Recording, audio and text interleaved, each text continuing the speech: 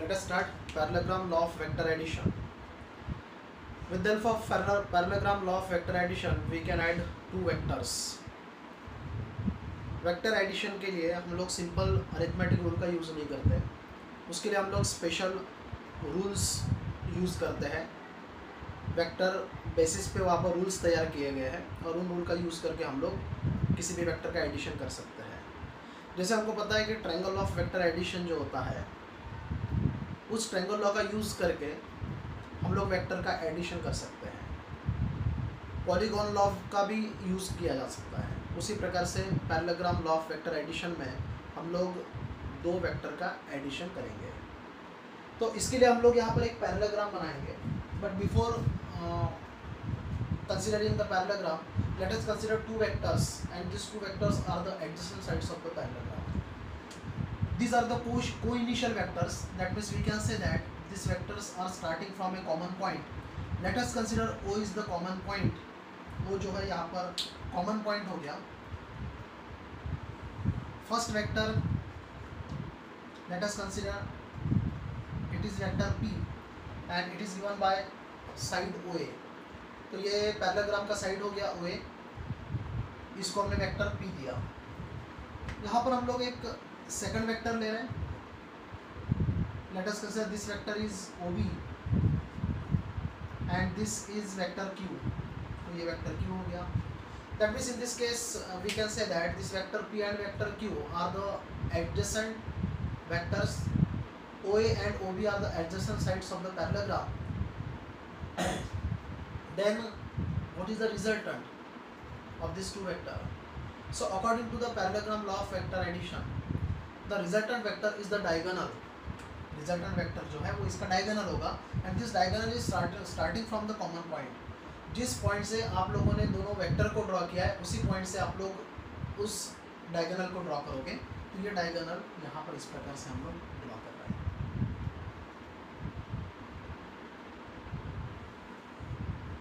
This is the diagonal. Let us consider this diagonal is OC and it is vector R. So vector R is the resultant of these two vectors, vector P and vector Q.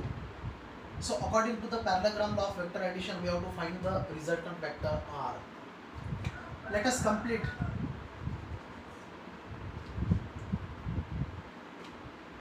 Parallelogram. So we have to draw BC vector. This BC is parallel to OA. So it is also vector P. Now let us draw AC. This is vector AC and it is parallel to OB. So it is vector Q. तो ये vector Q हो जाएगा. तो इस प्रकार से हम लोगों ने यहाँ पर ज्योमेट्रिकल कंस्ट्रक्शन किए हैं. इस ज्योमेट्रिकल कंस्ट्रक्शन में दो वेक्टर जो है वो दो एडजेसेंट साइड्स होगी. इनिशियली जो हमने दो वेक्टर लिए थे, वेक्टर P और वेक्टर Q, ये एडजेसेंट साइड्स होगी OA और OB. So according to the parallelogram law of vector addition, resultant is the diagonal, and this diagonal is starting from the common point. Common point मतलब कौन सा? Point O, जहाँ से हमने OA और OB start किया था. तो वेक्टर R हम लोग मान लेते हैं रिजल्टेंट वेक्टर है. तो OC जो डायगोनल है वो वेक्टर R हो गया. अब हमको पैरेललोग्राम को कंप्लीट करना है, तो आप BC को ड्रॉ कर दो और AC को ड्रॉ कर दो. Now this is the complete parallelogram. Let us consider the angle between resultant and the first vector, vector P is alpha, and resultant, the angle between resultant and vector Q is denoted by vector beta, and this complete angle, let us consider it is denoted by theta. इसको मैं theta से रखूँगा.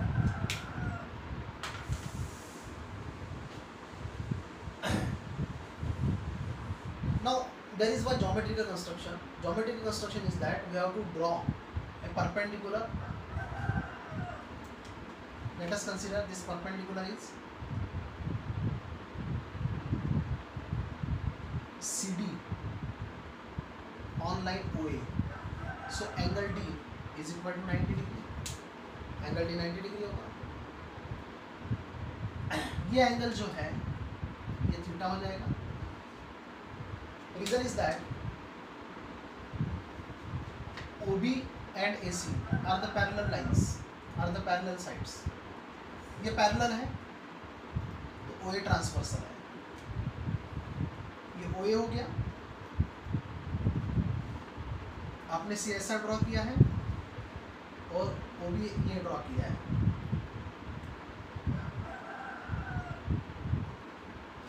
ये अगर theta है तो ये भी थीटा हो जाएगा, corresponding angles. So this is theta, hence angle A is also theta. So angle C A D is equal to theta. To find the resultant, just you have to use the Pythagoras theorem. Just you have to use the Pythagoras theorem. In triangle CAD, इस triangle में angle CDA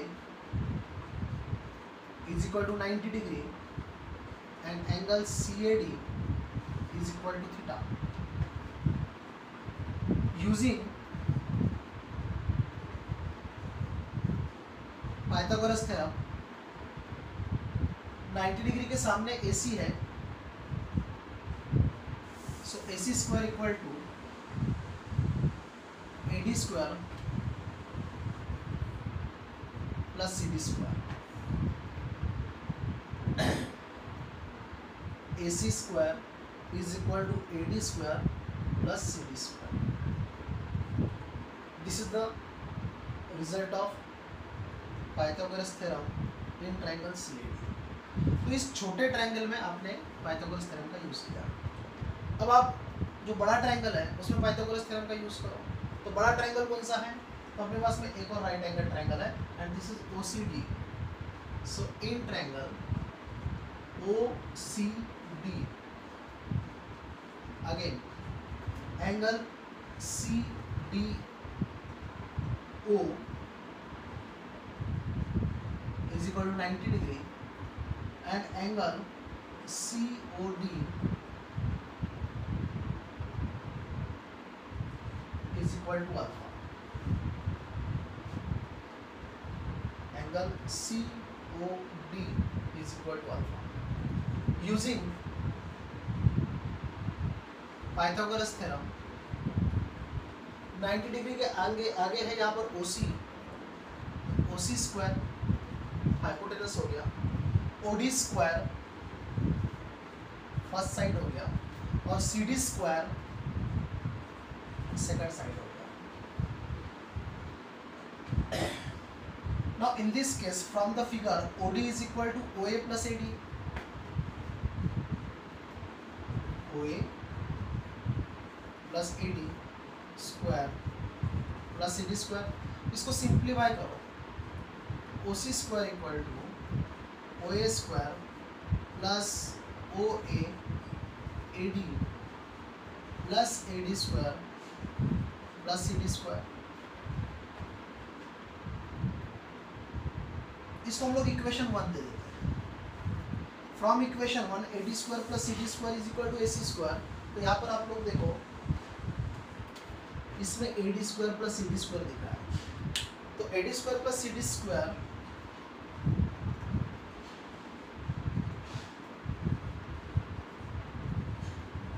ये आपका AC square हो जाएगा since from equation 1 से। From the figure OC is R, so R square, OA is P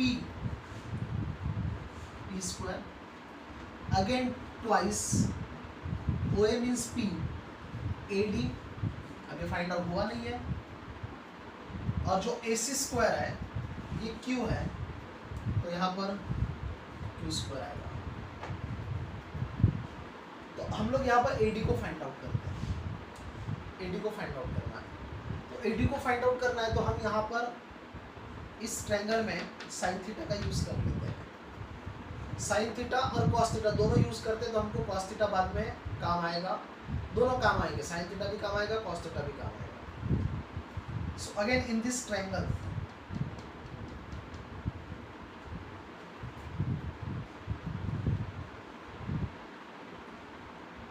CAD sine theta is equal to opposite upon hypotenuse, तो opposite है CD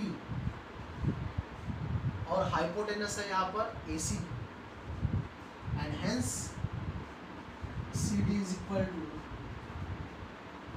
AC sin theta. In the similar manner, let us find out cos theta. Cos theta is adjacent and adjacent is AD. So adjacent upon again hypotenuse is AC. So here you will get AD is equal to AC cos theta.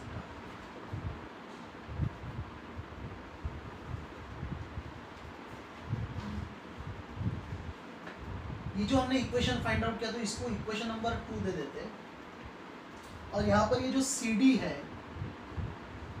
ये हो जाएगा AC, AC मतलब है Q, और ये हो गया sign, और यहाँ पर जो AD निकालना था हमें, तो AD is equal to again AC is Q, और यहाँ पर आ जाएगा cos थीटा। तो दोनों वैल्यू मिल गया हमको, AD भी मिल गया, CD भी मिल गया। Substituting in equation 2, so equation 2 becomes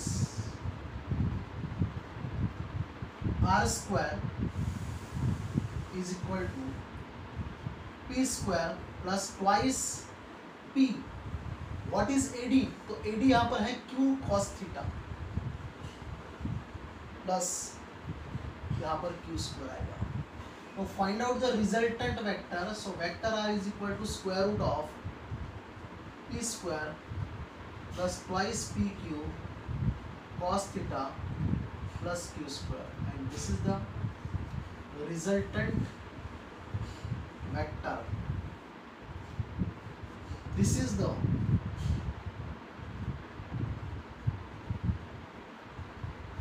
magnitude of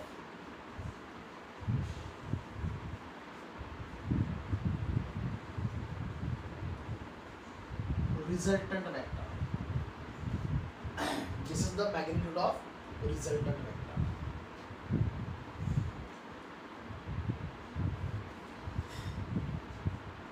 Now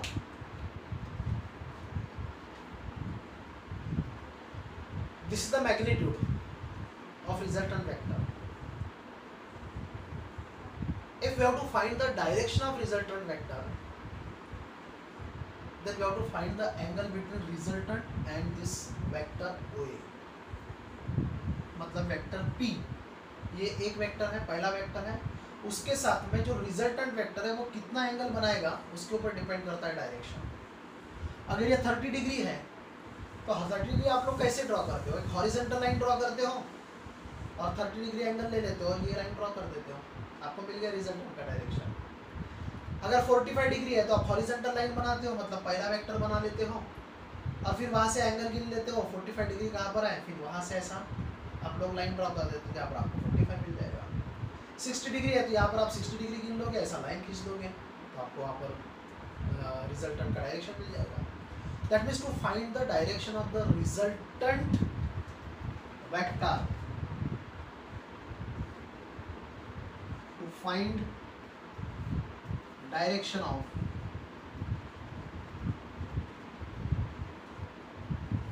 vector R, let us find out the angle alpha. So just we have to write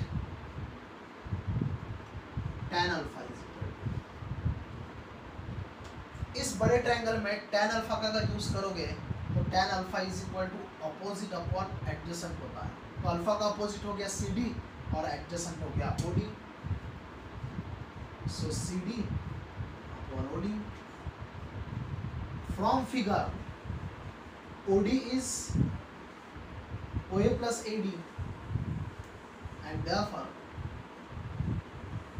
tan alpha is equal to, अब पूरे result आपके सामने है, CD मतलब Q sin theta, OA मतलब ये vector P हो गया, तो मैग्नीट्यूड में P हो गया, और AD भी आपके सामने है Q cos theta. we have to find alpha. So alpha is equal to tan inverse q sin theta upon b plus q cos theta, and this is the angle which is used to find the direction of the resultant vector. Now this is the derivation form of this parallelogram law of vector addition.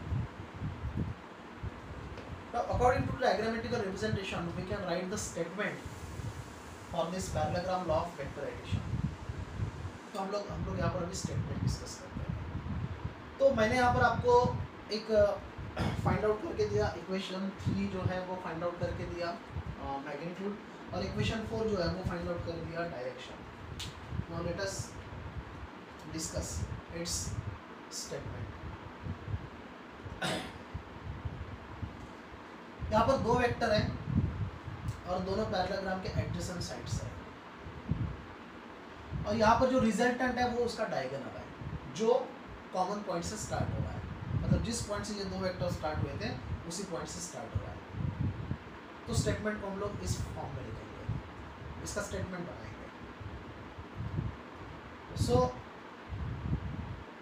If two vectors of the same type are represented in magnitude and direction by the two adjacent sides of a parallelogram, then the resultant vector is given by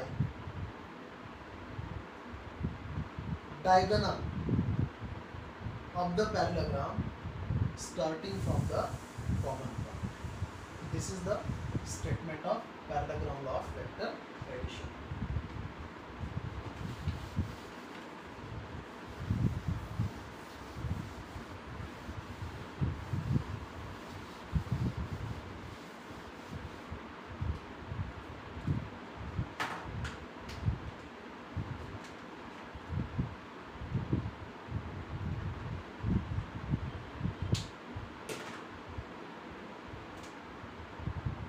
If two vectors of same type are represented in magnitude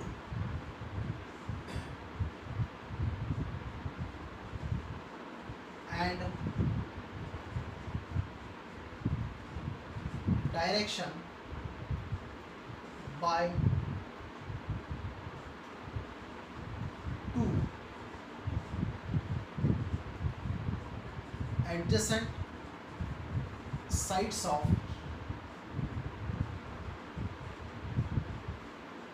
parallelogram, then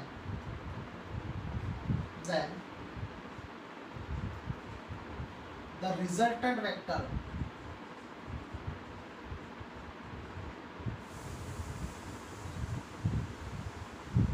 is represented in magnitude and direction by diagonal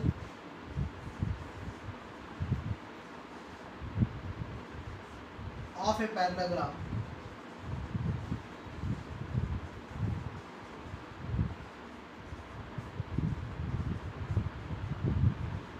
starting from